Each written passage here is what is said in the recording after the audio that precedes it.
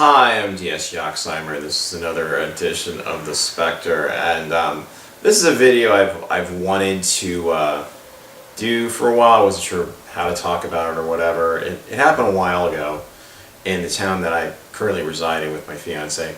Years ago, when we first started dating in 2009, she was from the area. She worked up here, and we were going to go to Applebees one evening, earlier in the evening.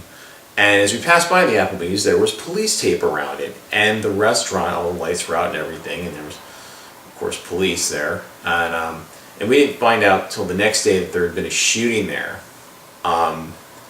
It was, you know, as shootings go in this country, even at that time too. And this is 9 years ago. It didn't make the national news that much. It's a little bit, but not too much. What happened was there was a man named Thomas Yorko, and he went into an Applebee's, asked if an individual was there that he knew apparently, and left. Went back to his car, came in. I think he had like a box around his arm, from what I heard, and according to some news reports at the time, he came back in and with a box with a gun in there, obviously, and went up to the table where this individual was sitting. His name was Mark Wagner. He was having dinner with his mother and his sister, and shot him. And then Thomas Yorko turned the gun on himself and blew his brains out. It's fucked up, it's just a really fucked up story. And, this happens. Yorko was apparently separated from his wife at the time. And I think there was some rumor or suspicion that this Mark Wagner individual was having an affair with her, seeing her. I have something like that had to have happened. People just don't, usually if you shoot somebody like that, he just didn't go in there and like shoot up the entire Applebee's. He just went and shot this individual. There was a clear motive.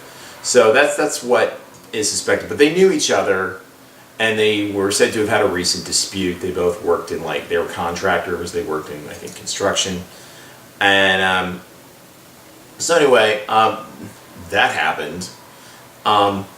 And weird thing about the news at the time, the newspaper in the Bloomsburg area, they had his picture on the front page, and then the same picture, very same picture, the picture on the front page shot somebody, and then in the obituary section they had the same picture of him, and one of the lines from the obituary was that Thomas Yorko went to go be with Jesus or something, and that's a little bit weird, but anyway, that's what I found really odd after that incident. It was just, but anyway, it's difficult to make sense out of anything, especially that. So he, I think the Applebee's was closed for a few days, a couple of days, because they didn't, because we never went to that Applebee's again. Never went to fucking Applebee's since then. We had been to that place once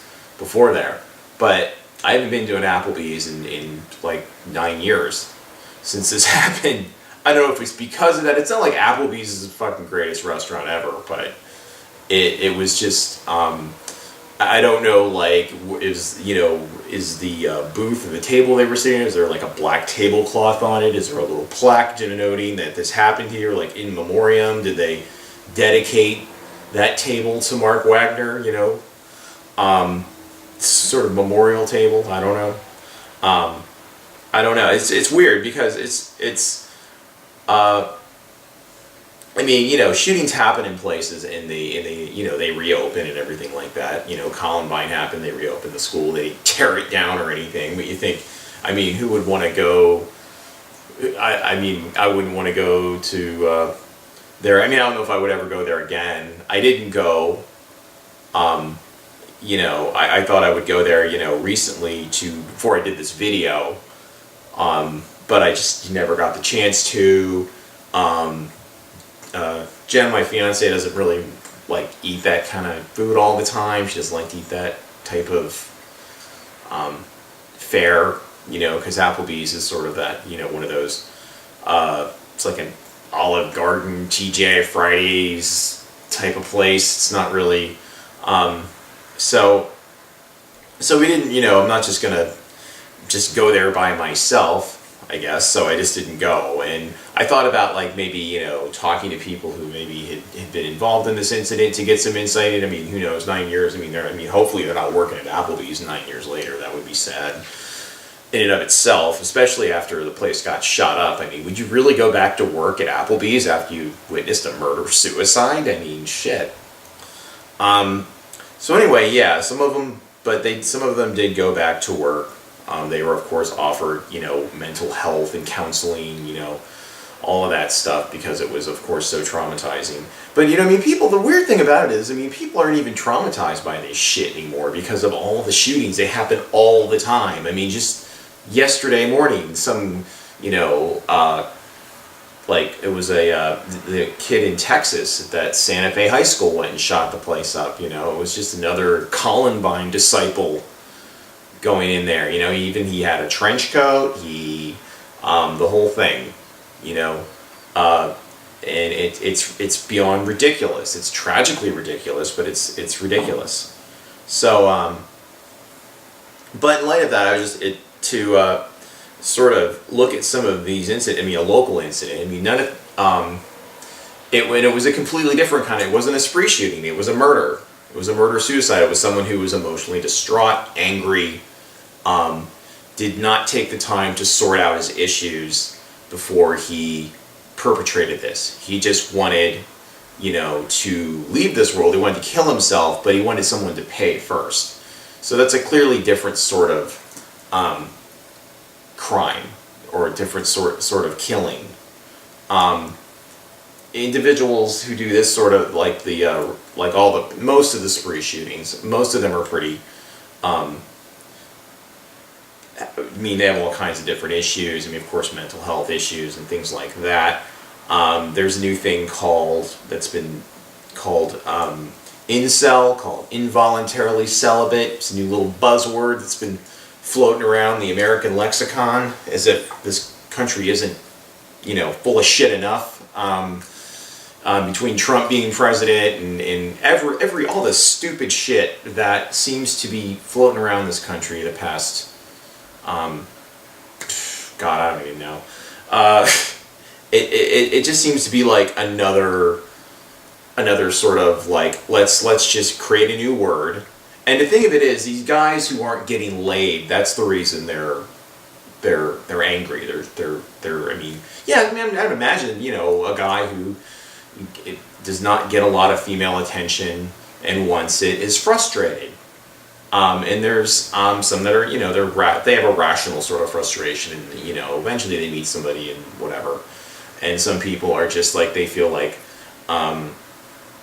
that when they feel that women are there to exist to humiliate them, and they go out with men who are terrible for them, and they think they're going to be better for them. There's all sorts of forms of psychosis or whatever it is that these people experience that do this. It's extremely they're, I would say, narcissistic, and they just don't really extremely narcissistic people are not very rational, and they're divorced from reality, much like the president is.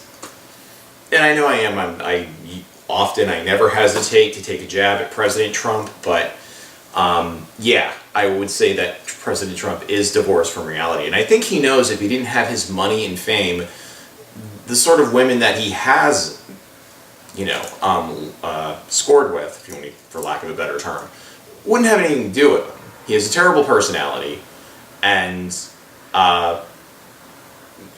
he's pompous, he's arrogant, he's dumb. He is. He's not very smart. But as it relates to this, I don't know what sort of individual Thomas Yorko was. I'm not thinking he was very bright, because I don't think anybody who does these things is very bright, even though they might have, they might do well in school or something like that, like some of these other shooters and people like that, or I don't think you're very bright when you do things like this, because it's a very, if you can't see anything else but that, then there is a lack of some form of intelligence there.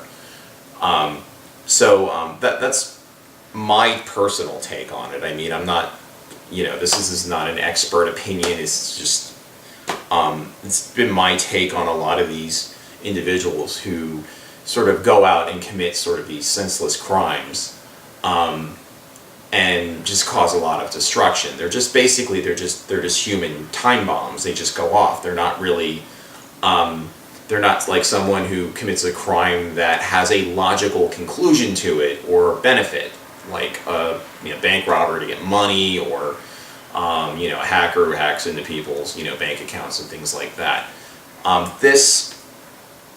These people are just they're just very working off of emotions and not much else. So I think that's the conclusion that I always come to about it. I mean, psychologists and all these people who profile serial killers and spree shooters and stuff like that, they have a much more, I'm sure, detailed and analysis of all these sorts of people.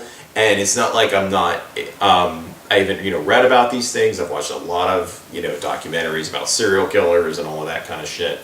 But I don't, for the life of me, I don't understand why people do things like this. I really don't. I think it's just absolutely, it's just baffling to me. Tell me what you think. You can leave your thoughts in the comments below, and subscribe if you feel like it. Even if you're a psychopath that wants to shoot me, I'd like to know you're out there. This has been another edition of The Spectre. I'm D.S. Yoxheimer. Take care.